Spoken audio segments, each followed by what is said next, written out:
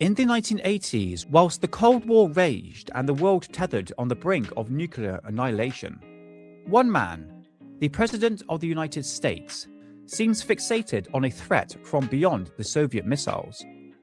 A threat from the stars. The magazine UFO Universe and its 1988 issue dropped a bombshell article titled, "A Shocking Truth, Ronald Reagan's Obsession with an Alien Invasion," written by A. Hoveney.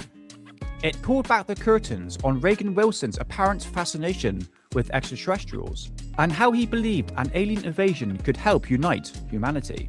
Supermarket tabloids have been talking for the most of the decade about Ronald Reagan's fascination with things like astrology and space aliens.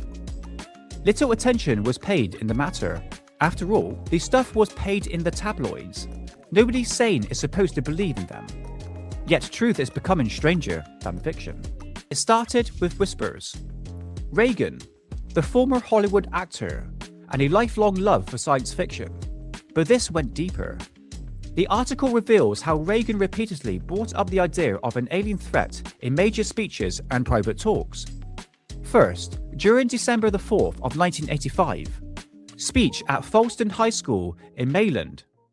I couldn't help at one point in my discussions privately with General Secretary Gorbachev, when you stop to think that we're all God's children wherever we may live in the world, I couldn't help but say to him, just think how easy his task and mine might be in these meetings that we held if suddenly there was a threat to this world from some other species, from another planet, outside in the universe. We'd forget all the little local differences that we have between our countries, and we would find out once and for all that we really are all human beings here on this earth together.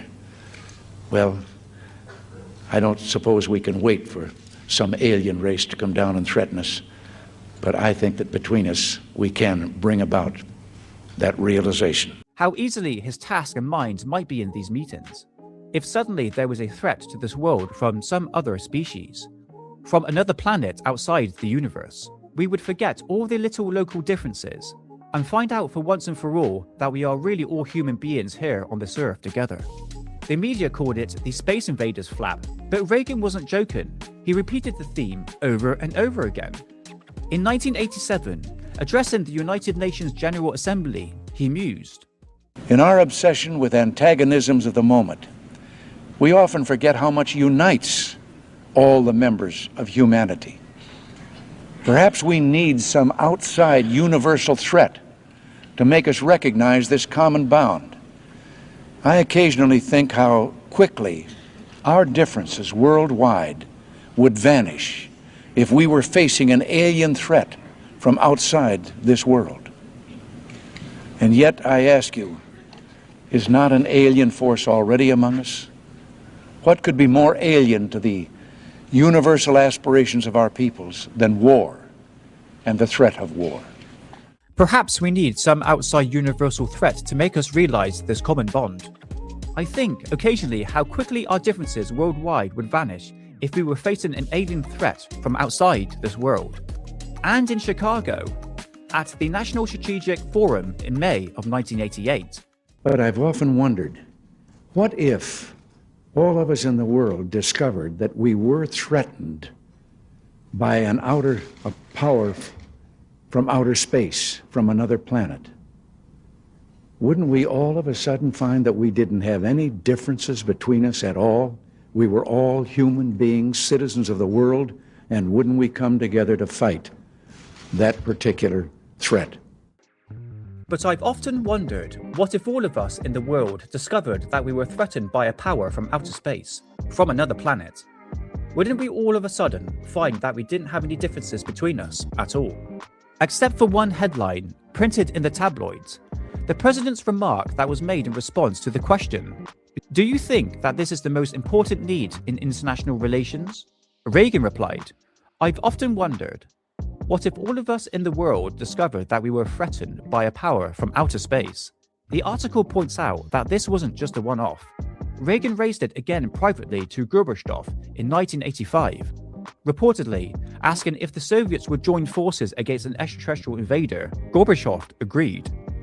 Significantly, Reagan remarks was made during his response. The ET remark quickly dubbed it to the Space Invaders speech. And then he empathized that this theme would erase all the differences and that the civilians of the world would come together and fight that particular threat. There were more whispers. Dinners with Steven Spielberg after E.T., where Reagan allegedly commented on how quickly humanity would unite against real invaders. Nancy consulting horoscopes in the White House. Even unconfirmed story of a UFO sighting off the coast of California. The article asks, was this just a quirky eccentricity?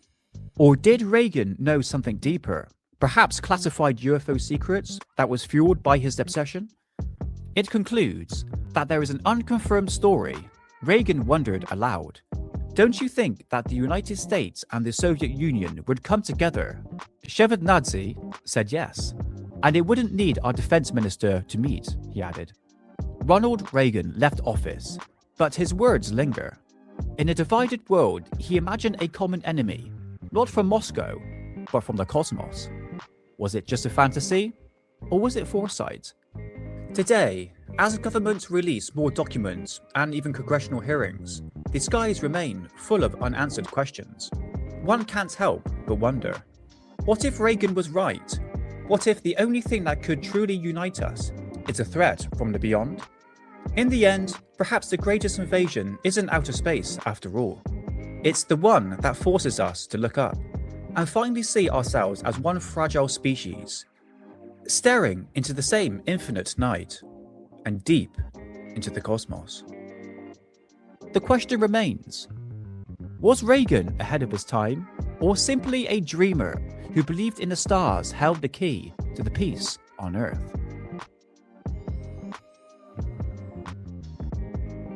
If you enjoyed this deep dive, smash that like button. It really helps the channel to grow.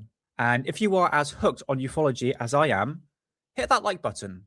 Hit subscribe and turn on the notifications as you'll never miss an update as we keep exploring the history of UFOs, hidden cases, and the world's strangest corners.